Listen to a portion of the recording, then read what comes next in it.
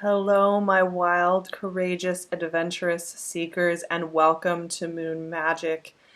I'm filming this at the end of kind of a wild and intense day in the world and where I am in the world, feeling through the collective energy of this space. And so that's an interesting context to which to put this Gemini full moon that we are going to be working with December 12th into the 13th, 2019. This Gemini full moon is working with very rare, very uncommon energy. This is the type of energy we're not going to see for a very, very, very, very, very long time ever again. We are having this full moon in Gemini, right? So Gemini is a sign of communication, short-term plans. You know, it's ruled by Mercury.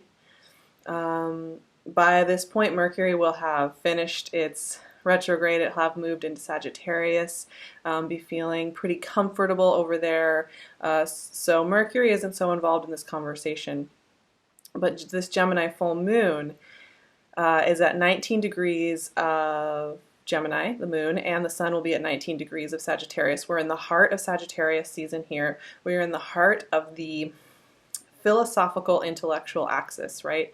The full moon here is highlighting on the axis of Gemini and Sagittarius the signs of thinking, of higher knowledge. One a little bit more in the immediate, in the present, in the messages we give and receive, and one in that bigger philosophical umbrella. And so that's a really fun, playful opposition, right? And full moons obviously bring about culmination, seeing clearly, anything we need to release, any cycles we're shifting through. This is the last full moon we're going to be having before the end of 2019, so it's culmination energy there. It's also the last moon we're going to be having before we hit into eclipse season, so we're kind of tapping back into some of that classic full moon power. But here's the thing with this full moon and why it's got some really sensitive energy and gives it some really deep meaning. We have a triple conjunction in Capricorn, and it's with pretty heavy hitting things because we have Saturn at 19 degrees of Capricorn, Venus at 20 degrees, and Pluto at 21. Boom, boom, boom. And we're starting to work through for a while here, like the next month, that Saturn-Pluto conjunction is getting worked through. Venus will continue to move forward on past this conjunction point relatively smoothly and quickly, but Saturn and Pluto will be talking for a while. But Venus here right in the middle of this conjunction in Capricorn. Now Capricorn and Gemini, this is a quincunx, and we've been having a lot of quincunxes on our moons recently. If you've noticed the last few moons, there's been a general theme of there being a very powerful quincunx aspect to the moon itself. And quincunxes, like I said, it's kind of like a meeting of very different flavors, and having to reconcile them. It's not the way that an opposition works, where you have this oppositional, like, two sides of the same coin kind of thing. It's more like where you're feeling a little off kilter, you're having to focus in on that. Now, during the time of this full moon as well, while it is Sag season and while this is a Gemini full moon, so many planets are in Capricorn. So we have Saturn, Venus, Pluto. We have the south node of the moon, and let me double check. We also have Jupiter. Oh, yeah, how could I forget the big note here as well, as we are getting our sea legs when it comes to Jupiter having just moved into Capricorn. It'll be about 2 degrees into Capricorn when this full moon is happening, and it's not aspecting the moon. It's not messing with the moon at all, but it is adding that sense of, like, Capricorn is kind of the more potent energy here in many ways. Now, here's how this is going to work. We're about to get into some deep stuff here, people. So just take a deep breath. I hope you're taking really good care of yourselves during this time of year anyway. There's a lot of powerful energy going on right now.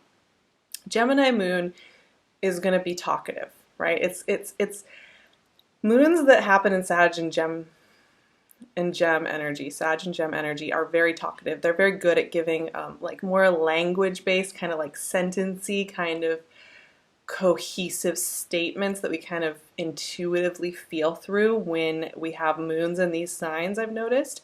So the Gemini moon's acting as actually quite a good catalyst in that way, because that moon's illuminating, right? What do we want? What messages do we want to send? How do we want to communicate? How do we want to unlock this throat chakra? How do we want to use our throat chakra in our lives? How do we want to be impeccable with our word, right? So that full moon, thematically, if you were just to look at a Gemini full moon in any year, what is it connecting to? It's connecting to those themes.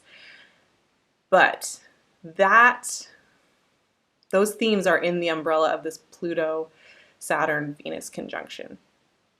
And this is where we have to sit with points of pain. I'm getting full body shivers right now as I start thinking about this energy. We are working through some really deep reconnection with value, with self-value, with what being a valuable member of society is. Capricorn is very tied to being responsible, being self-contained, kind of taking care of business, right? You know, it's an energy that is like, I'm not gonna like lean on other people or ask other people to help me. I'm wanting to do this independently of everything. I'm wanting to show that I can do things and take care of business.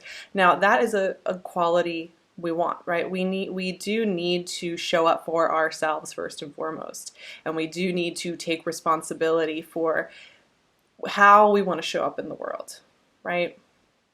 And problem solve sometimes, and be practical and be pragmatic and get our feet on the ground and go move and get on stuff. You know, we're agents and moving in the world, and the universe will help us, but we do have to have that sense that we are going to take action. We are going to send that message. We are going to pay that bill. You know, we are going to try and actually show up, right? But the shadow side of that is that our value is only in pushing forward. Our value is only in being independent and not needing help and not needing to lean on others. That our value is diminished when we aren't feeling independent, when we aren't feeling like we can just take care of ourselves, when we aren't feeling like we have that polished exterior that moves us through the world, when we feel like we aren't performing in the way that we feel we should perform.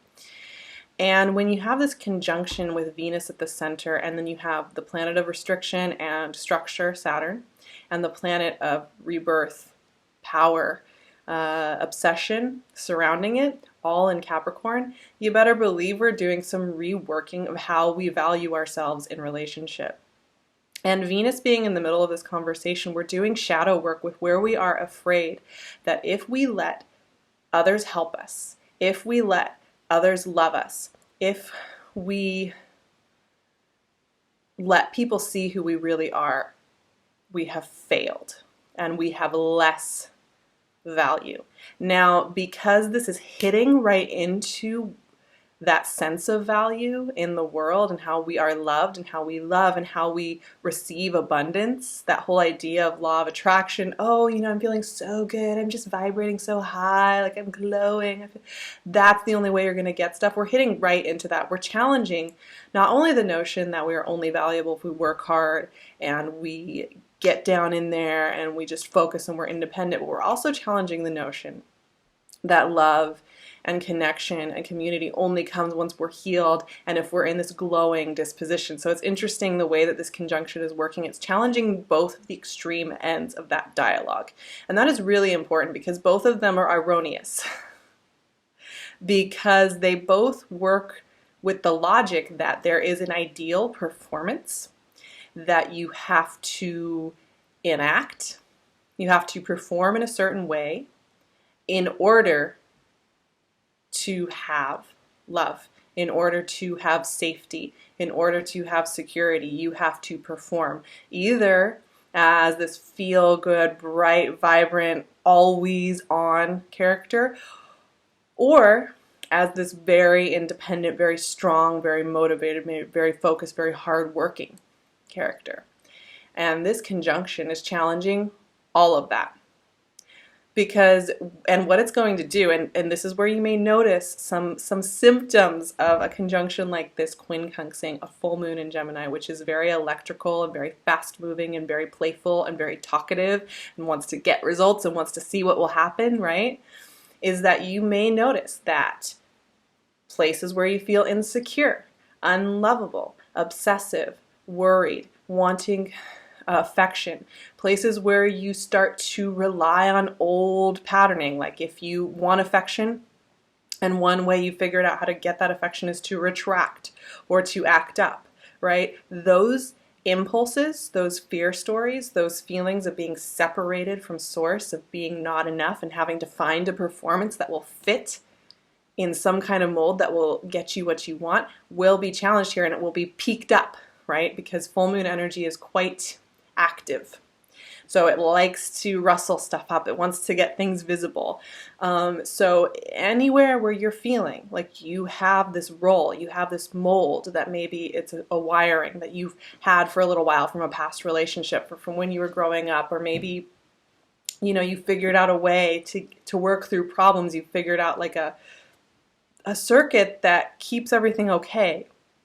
This moon is challenging you to watch and observe any of those heavier emotions, and those are very Pluto based, where we have fear, where we have nightmares, where we have worries. I call that the haunted house. We go on a little visit into the haunted chambers in our minds where things are scary, where things are out to get us, where things are out to abandon us, to leave us, to destroy us, right? That kind of paranoid thinking can really come up here. And so the goal here is to watch yourself within that energetic state, to watch what's coming up with you when this conjunction is working with you, and to realize that it's not who you are. It's not your essence. It's not your value in this world. It's not what is going to get you love or not love. And, you know, also keep in mind, we're all experiencing this moon. Now, of course, if you have a ton of Capricorn energy, if you have planetary placements and cardinal signs that are around 19, 20, 21 degrees, you will be feeling this more personally. But we're all feeling this right now. We're all feeling this tenderness. So kind of keep in mind too, if you have close relationships, close partners who are also feeling a little on edge, also feeling a little distant, also feeling maybe a little bit like crackly, don't worry. Because everybody's kind of working through their haunted house. So you all know my advice for moons. They're really great times for witnessing ourselves. They are not the best times for trying to institute impulsive action. Of course, if the impulse is from a place of joy and curiosity, it's always a good time for an impulse of joy and curiosity. But if it's an impulse that comes from fear or worry or anxiety or exhaustion, if you're feeling tired, if you're feeling heavy, if you're feeling dense during this moon, and you're finding that impulse to like security blanket through an old mechanism that's a little bit fear-based, take a deep breath, journal it out, write it out. Let that voice that's coming up and wants to protect you by playing a role, by retracting, by being avoidant, or by being very jealous and very consuming, whatever that voice is, let it rip on the page. You know, open a journal and like let that, when you read that voice on the page, you will see that it's not really who you are. It's not your essence. It's this protective voice that's wanting to come in and make sure the roles are being played and the rules are being followed. So this is a very tender moon. And of course, you know, with all that heavy earth energy, and I love Capricorn energy, I think it is beautiful. It is nurturing. We need structure. We need focus. We need to like love on ourselves in the way of really showing up to life and really committing to ourselves and saying, I'm going to keep showing up for you, babe, to ourselves, right? We need that, but it's getting challenged in the sense that that's only one part of the journey, that it's okay to witness everything else, that we don't have to be performing all the time, that we're not going to show up perfectly for ourselves all the time. And sometimes that those darker voices are going to come up. I think this is a beautiful opening ceremony to Jupiter in Capricorn, which maybe sounds a little funny to say, but I think the thing is that we are reworking our relationship to being like earthbound humans and bodies moving through the world. And part of being in the physical, being in a world where we are negotiating what value means collectively, what value means in relationship, what value means within our physical bodies, we've got to sit with anywhere where we have outdated versions. And I'm pulling my cards. Temperance. I mean, we are in Sagittarius season. We are in a philosophical time of year. And the energy here is really trying to have us look at things from that bigger, broader perspective. We need to do the work to witness and release those old, outdated modes of how we value. Judgment. Pluto. Wow, we're just like getting the cards that are right here on the major planetary placements. The other kind of background conversation, it's not aspecting the moon, but it's just hanging out there, is we also have Mars in Scorpio perfectly trining Neptune and Pisces. And that's really interesting because Mars is all about drive and it's at home in Scorpio. It's feeling pretty powerful, very clear-sighted, very driven and focused and intent in Scorpio. Very clear. 2 cards wanted to come out. Hierophant and Page of Wands. All right, let's work with these 4. And, you know, Neptune, dreamy Neptune over there, they're working together, right, for drive and dreaming, working together in a synthesis that is really beautiful and very poignant. But see, here's the thing, like that's what's going on here with this energy and why it's so important to pay attention, because we are in a time of committing to new things. If you've seen my Jupiter and Capricorn video, which is over on Patreon, if you haven't joined me over there, I have a really fun discussion about Jupiter and Capricorn, and we're going to be talking a lot more about this conjunction going on with Saturn and Pluto. There's a lot we're going to be discussing over there if you're interested, but we're committing to things more deeply. You want to make sure you're committing to things that feel good to you. You want to make sure you're committing to things and thoughts and visions of value in yourself and in your relationships and your lifestyle that work. You don't want to be, you know, really hardcore committing to that haunted house in your mind and keeping yourself there, right? And all that drive and that vision and that ambition that is in the sky with Gemini energy lit up, Sagittarius energy, Scorpio, Pisces energy. These are all visionary energies getting lit up. And the grounded Capricorn energy here is saying, how are you going to bring that vision into life? Are you going to bring it via a feeling of lack, via a feeling of, I'm actually nothing, I'm just a shell, and I'm hollow inside, and all that's keeping me going, the only thing that's keeping me loved and safe is my performance, is the way that I am perceived, is the way that I look successful, I look pulled together, I look self-responsible. You know, those things are getting challenged. Now here's what's interesting, right? Look at these powerful cards. We're going to get to Page of Wands. He wanted to join in this game, and it is Sag season, and we do have to remember play, right? I'm talking about all this shadow work, all this reworking of value, of working with Venus, the goddess of love and beauty and worth and money and abundance, here in the midst of Saturn and Pluto really having it out, right? It's kind of heavy energy, but let's look at this because this is speaking to a lot. Yes, we're in Sag season.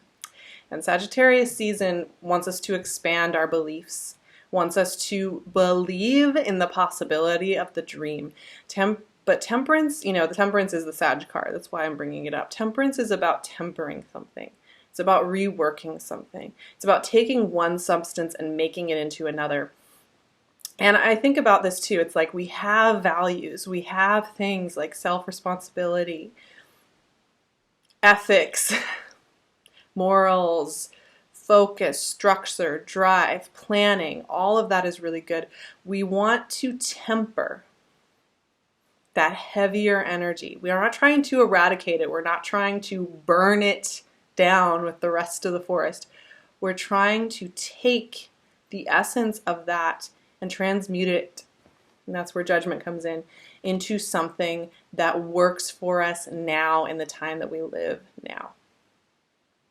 Maybe we're redefining what value means, right? So one example of redefining that, of transmuting, of coming up from underground, of being reborn, is thinking about the value of asking for help.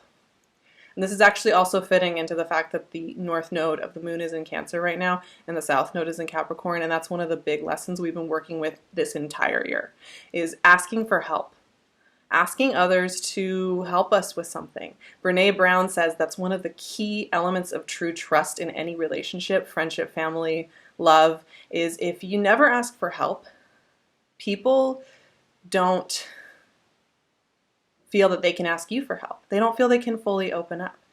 There are many, she has a really great talk on the key elements of building trust, but maybe that's valuable. It's really valuable to be somebody who can pick up the phone and ask for help. Maybe it's really valuable to be able to sit, and here's where being impeccable with your word with this Gemini full moon energy, using that throat chakra to, and maybe not during this full moon as you're watching some of those more insecure voices come up, but maybe it's more valuable for you to, you had a stressful day, you're really tired, and you're scared your partner's going to abandon you because you're feeling tired and you're going through a haunted house. Maybe it's more valuable to sit and say, I feel this fear and I feel this exhaustion, and I just wanted to throw some ideas out there with you, right? Maybe it's more valuable to go slower and steadier in life rather than feeling you have to push and drive all the time. Maybe it's more valuable to not see yourself as a machine and to see yourself as a living, breathing, becoming organic structure. All of those things are new definitions of what it means to be a valuable member of society and a valuable part of your relationships. And this is all tapping into this Hierophant, Uranus. We have a lot of energy, a high proportion of energy in earth signs right now. Especially during this Capricorn season coming up in December and early January, and including Uranus and Taurus. And there's a huge theme going on there with that, right? These outer planets are really getting anchored here in the earth signs. Jupiter, Saturn, Uranus are all working in earth signs. And Hierophant is about commitment. And that was one of the things I've been saying in this moon, is that this is a time of commitment, committing fully to the vision, right? Really anchoring down and choosing to say, yeah, I may feel fear. I may feel that like I'm not enough sometimes. I may have these moments where that haunted house flares up, but I am going to commit to never leaving my side. And some of the outcomes of doing that committing are that you are going to pick up the phone and let somebody know that you're needing help because you're so committed to yourself, because you're so committed to your vision. It's an up-leveling. And the thing with that self-commitment, it sounds like I'm saying, oh, self-responsibility, you're just supposed to heal yourself in isolation. I'm not saying that at all. What I'm saying is that the more you commit to yourself, the more you commit to saying, I'm not going to follow that haunted house circuitry every time it pops up. I'm committing to staying here in the present. The more likely you are to take actions in life that reflect who you truly are, which is a connected, lovable being who is here not to earn, not to become something, not to lose weight to become something, not to purchase their way into something, but is valued and lovable and has skill sets that are important here in the now. And that commitment is the first step in really starting to take physical actions in the world that feel right, that feel good, and are more likely to activate your throat chakra, activate your ability to speak words that are loving and caring, and also set healthy boundaries. Now, these are heavy cards. These three, they're very lesson oriented. They want you to focus and transmute and commit, right? But the Page of Wands is very playful. The Page of Wands is the beginner. This guy's just gotten a new job. He's like, I'm starting to be this page. I'm so excited. I got my new outfit. I've got my role to play. I'm bringing in fresh energy, fire energy, right? This is playful. To me, this is like the essence of fire energy. Any of the fire signs, when they are in a really playful mood. They want to play roles. They want to try things out. They're curious, they're playful and creative and lighthearted. You know, fire sign energy likes things to be fun. Notoriously so, sometimes to their detriment, sometimes to the annoyance of others, but fire sign energy wants things to be fun. Page of Wands wants things to be fun. He wants to set that energy on fire. He wants to let the warm hearth glow and vibrate, right? But we can only get to this light, fun, action-based energy from a foundation of meaningful commitment. And, you know, it's taking me back. I just want to circle back. When I'm saying all these things about committing to letting yourself witness an emotion come up, or a circuit get lit, or a haunted house vision coming to life, or a worry or a fear or a nervousness come up, I'm not saying that then you commit to just saying cute things to yourself. You know, I'm not just saying, okay, well, you saw that, we'll just be cheerful anyway and just go out and have fun and talk to everybody all the time. I'm not saying that. Self-commitment looks a lot more like just committing to taking a moment, and you can come up with your own work for this. You can come up with your own strategy for this. It's like when that haunted house pumps up, committing to saying, I'm going to sit with it for 10 minutes.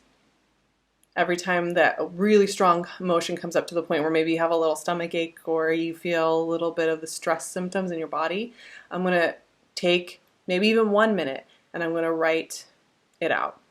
Or maybe if you have a trusted friend who knows about that circuitry, I'm going to text them when this comes up and we'll talk about it. You know, whatever that commitment looks like, you know, it's these little things that make the difference, and you don't have to do it all alone. I will say that if you are feeling sensitive during this moon, if you are feeling, because we're up leveling as a collective during this moon, this is a huge download moon, this is a huge transmission moon, where we are, it's really like a software update, like, or a hardware update, where the system reboots and you're encoding all this new information, and then any old programming is getting shut.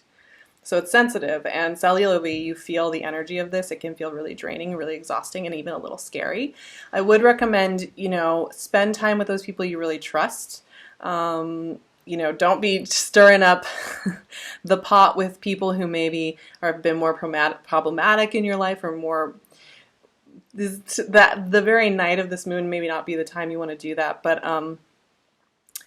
for those people you trust and you love, this is a great time to share. This is a great time to practice not feeling that you have to be in isolation, not feeling you have to do it alone, but to actually share and integrate with those around you. And if you're having a relationship that you really love and you're just feeling sensitive because you love these people so much, and you are having abandonment issues, you are having desire to have control or to be distant, whatever, this is a great time to actually sit with them and get more deeply connected. So while, yes, I don't necessarily always recommend acting on impulse during this time, it is a beautiful time to connect with those that you are getting closer to, and to be really kind to yourselves. Be truly very kind to yourselves. This is very tender energy. It goes really deep. It takes us all the way to the root of some really powerful things. However, this is what I will say. It sets the stage for life that has a lot of meaning and depth. Authors that I would recommend, these are things that I go to time and again. Anything by Martha Beck, she's amazing. She's a voice of reason and wonder when you're needing both at the same time. Amazing writer, amazing leader, amazing teacher. Course in Miracles always helps me reconnect to source. I know a lot of you out there also are into that. Abraham, obviously. And also, those are the, Four Agreements. Yes, that's the other one. Four Agreements, be impeccable with your word. But Four Agreements, just as general, is a great book to always go back to, and you can just sit there and honestly read the entire thing. It's great on audiobook. Those are all great resources if you're looking for something to anchor into during the time around this full moon, because it is those few days may feel big. And if you're feeling lonely, if you're feeling isolated, those are some of the symptoms that can come from this conjunction in Capricorn. Those are all, it's really great to read and think if you're feeling some of the isolation. I'm sending you guys so much love. Like I said, there's going to be a lot more about eclipse season, the conjunctions that are going on, the shifts that are coming up in 2020, how to connect with that energy. I'm going to be working on adding a lot more stuff about that this December, leading up to 2020, getting us prepared to 2020, leading us through January. We're going to be sitting and doing some rituals. So if you haven't joined me on Patreon, that is really where you're going to get some of the best extras and bonuses to get set up for the new year. I highly recommend you go check it out over there. You can also find me on my website, SARAHTAROT.com. You can find me on Instagram at SarahVerba.